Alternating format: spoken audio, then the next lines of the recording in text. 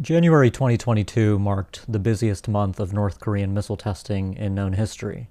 We saw 7 launch events incorporating 11 individual missiles.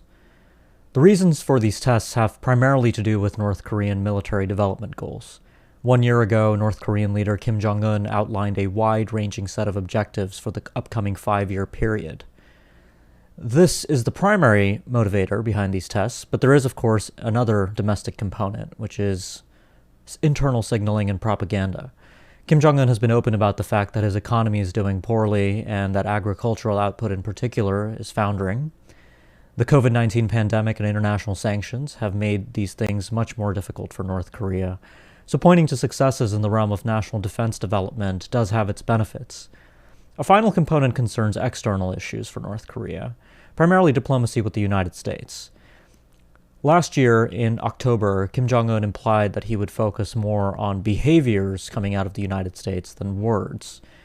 And so earlier this month, when the Biden administration announced new sanctions against North Korea, Pyongyang reacted poorly. Kim Jong-un convened a meeting of the country's Politburo in which he indicated that previous restraint on the testing of long-range missiles in particular would no longer hold. This led to a final missile test in January involving the longest-range missile tested in North Korea since November 2017. A hwasong 12 intermediate-range ballistic missile was launched. The latest North Korean test is different from what we've been seeing mostly since 2019 when they resumed missile testing, mostly in that it involves a much longer-range system.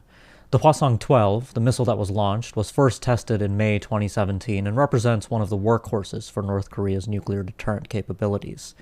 This missile was developed primarily to hold at risk the U.S. territory of Guam. North Korea views Guam as a particularly threatening target, given that Guam hosts the U.S. Air Force's Andersen Air Force Base and is where the United States stages many of its bomber flights to the Korean Peninsula, involving B-1B and B-52 bombers in particular. The hwasong 12 that was launched this month was launched on a shortened trajectory. This means that in order to avoid overflying Japan, the North Koreans launched it on a lofted trajectory, i.e. shortening the effective range of the missile by launching the missile to a very high altitude, more than 2,000 kilometers in fact. The testing was presented internally in North Korea as a matter of fact. This was not front-page news. Kim Jong-un was not guiding this test. In fact, the presentation of this test internally by North Korea suggested that this activity is much like it is in other countries that conduct missile tests, where these tests are simply used to validate existing missile capabilities. North Korea implied that they used a production unit of the hwasong 12 to carry out this test further. This latest round of testing likely foreshadows a busier year in North Korea's missile programs more generally. Kim Jong-un's plans, as outlined in January 2021, continue to be implemented. There are a number of missiles that North Korea has shown at military parades and expos that have yet to be tested and could be due for testing.